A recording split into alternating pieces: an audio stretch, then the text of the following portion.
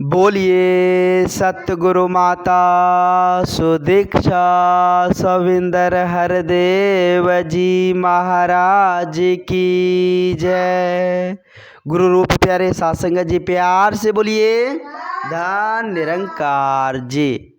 सासंगत जी, बड़ा ही खुशी का समा, बड़ा ही आनंद का पल है। सासंगत जी दास आशा करता है कि आप जी सभी संत महापुरुष सदगुरु माता जी के असीम कृपा से, रहमत से, आशीर्वाद से बिल्कुल स्वस्थ होंगे, अच्छे होंगे, कुशल मंगल होंगे। आओ सत्संग जी हम सभी मिलकर परम पिता परमात्मा का, अपने सच्चे सदगुरु का गुणगान करें, क्योंकि सत्संग जी परमात्मा ने, सच्चे सदगुरु ने हम सबों को यह समय गुणगान करने के लिए ही दिया है। आओ सत्संग जी पवित्र संपूर्ण हरदेव वाणी का शब्द है।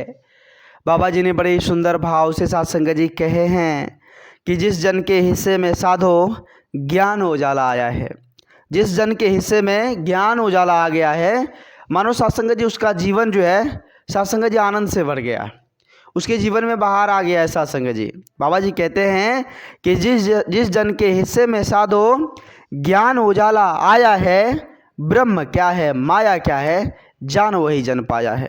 फिर सत्संग जी उसे जानकारी हो जाती है कि ब्रह्म क्या है और माया क्या है।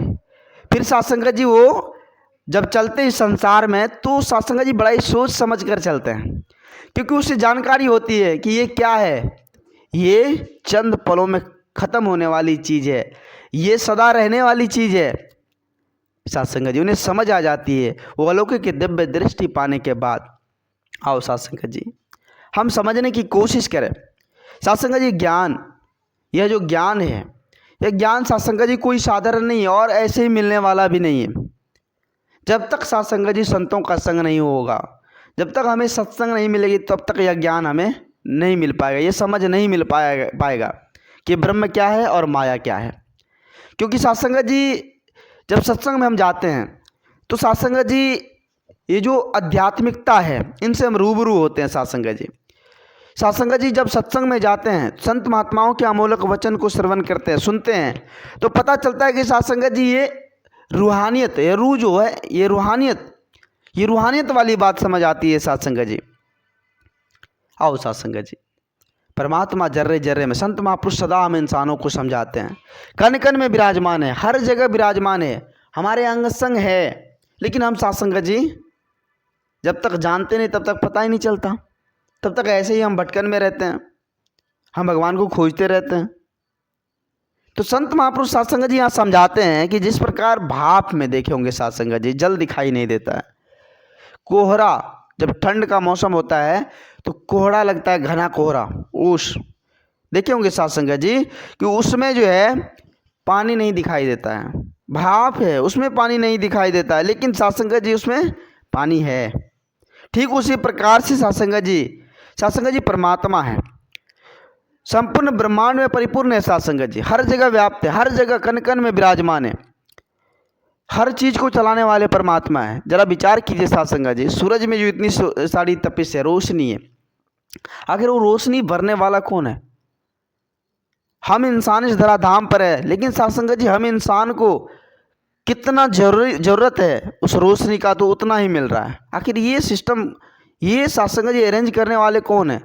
सूरज में इतनी तपिश है कि वो सत्संग जी हर चीज़ को खाक बना सकता है, लेकिन हम इंसान इतनी कोमल शरीर लेकर भी सत्संग जी इस धराधाम पर है तो सूरज की रोशनी का आनंद ले रहे हैं।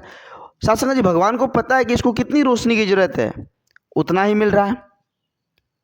कितनी ज़्यादा गर्मी की जरूरत है, ये सह सकता है, उतना ही मिल रहा है। विचार करना होगा सत्संग जी, भगवान हर चीज़ अरेंज बढ़िया से की है, हर चीज़ हम इंसानों के लिए सजा कर रखे हैं। ये सूरज है, चांद, सितारे, हर चीज़, ये नौखंड जो है सत्संग जी परमात्मा ने बना दिया है,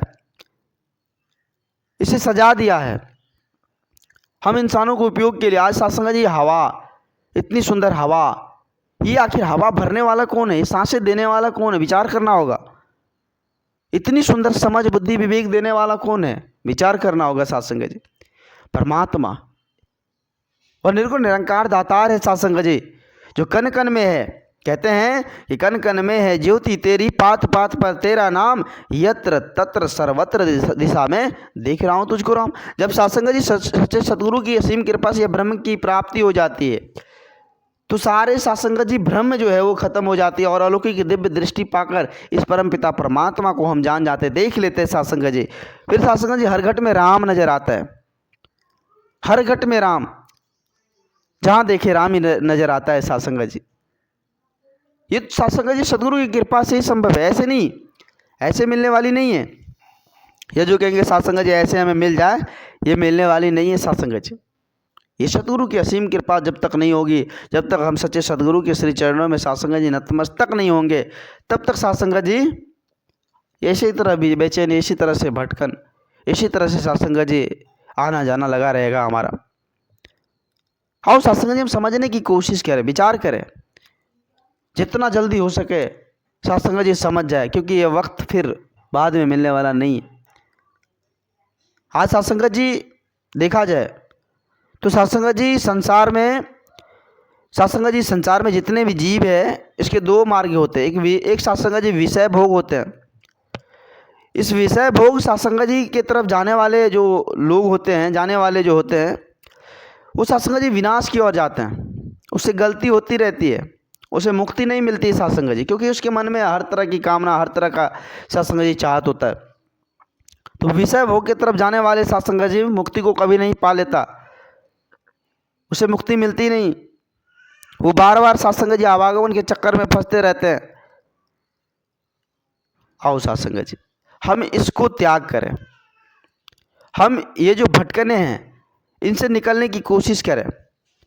दूसरा सत्संग जी रूहानियत की ओर जाने वाला मार्ग होता है।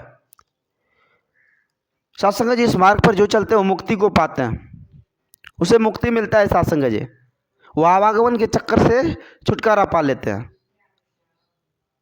और सत्संग जी हर पल आनंद में जीवन जीते हैं। तो आओ सत्संग जी हम समझने की कोशिश की कि हम भी इस धरा धाम पर जो आए हैं आनंद से जीवन जीने के लिए, अमन चैन के साथ जीवन जीने के लिए आए, ना कि सत्संग जी तकरार भटकन में जीने के लिए।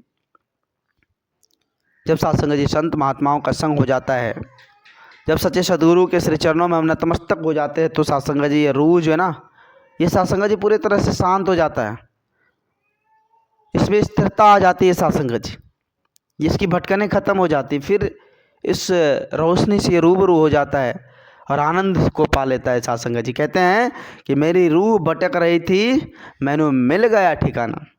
ये रूह भटक रही थी इधर उधर, लेकिन जब सच्चे सदगुरु के श्री चरणों में आया, झुका, तो सत्संग जी ठिकाना मिल गया। मैं जरा सा सिर झुकाया, मेरा मुकाया आना जाना, फिर आना जाना खत्म, ये 84 का चक्कर ही खत्म और हम मुक्ति को पा लिए। जब सच्चे सदगुरु के श्री चरणों में हम नतमस्तक हो गए तब, ऐसे नहीं। तो आओ सत्संग जी आज वेला है समझने की, हम भी आज सत्संग जी इस बहती हुई गंगा में हाथ धो ले, अवसर का लाभ उठा ले, फिर ये समय दोबारा मिलने वाला नहीं है। अभी जानने की बारी इस परम पिता परमात्मा को जानकर भक्ति करने की। जब तक इसको हम जानेंगे नहीं तब तक बात बनने वाली नहीं है। श्री भगवत गीता में भी सत्संग जी इसका वर्णन किया गया है। भगवान श्री कृष्ण अर्जुन को सत्संग जी कह रहे थे कि जो मुझे तत्व रूप में जानता है, मैं उसके चारों ओर रहता हूँ, उसके इर्द गिर्द रहता हूँ और वही मेरा श्रेष्ठ भक्त है। तो तत्व सत्संग जी, उस तत्व को जानना, क्वेश्चन भी एक आया था, उस तत्व को हम जानेंगे कैसे? तो कहा था कि किसी तत्वदर्शी ब्रह्मज्ञानी महापुरुष के श्री चरणों में दंडवत नमस्कार करो, प्रणाम करो और उसके श्री चरणों में समर्पित हो जाओ, फिर जाकर वो अलौकिक की दिव्य दृष्टि जो देगा उसी से उस परमात्मा का दीदार होगा। तो सत्संग जी आज वैसे ही इतिहास बता रहे हैं, हमें चलना समझना होगा सत्संग जी, नहीं तो फिर बाद में पछताने के अलावा कुछ भी नहीं है। जब संसार को छोड़ कर जाता है इंसान तो कुछ भी साथ लेकर नहीं जाता है सत्संग जी, और उसे वहाँ हिसाब चुकता भी करना पड़ता है। आज समय के सदगुरु माता जी की असीम कृपा से, रहमत से चारों तरफ ब्रह्म ज्ञान की ज्योत जगी हुई सत्संग जी, वही ब्रह्म ज्ञान सत्संग जी जो इस परम पिता परमात्मा का दीदार करा दे। एक अलौकिक दिव्य दृष्टि प्रदान कर दे। आज वही प्रयास सदगुरु माता जी के जन जन तक पहुंचाने का है। तो आओ साथ संगत जी हम भी लाभ उठाएं, हम भी साथ संगत जी इस प्रेम भरा गुलदस्ते भरा परिवार में अपने जीवन को आनंदित तौर पर जिए। दास बच्चा है, दास को उतनी बोलने की हुनर नहीं, क्षमता नहीं जो आप जी जैसे महान दिव्य संतों के आगे कुछ बोल पाएँ। दास को माफ़ करना, अपने श्री चरणों से जोड़े रखना। दास भूल चूक के लिए आप जैसे भी संत महात्माओं के पावन पवित्र चरणों में क्षमा चाहेगा। साथ संगत जी प्यार से बोलिए धन निरंकार जी।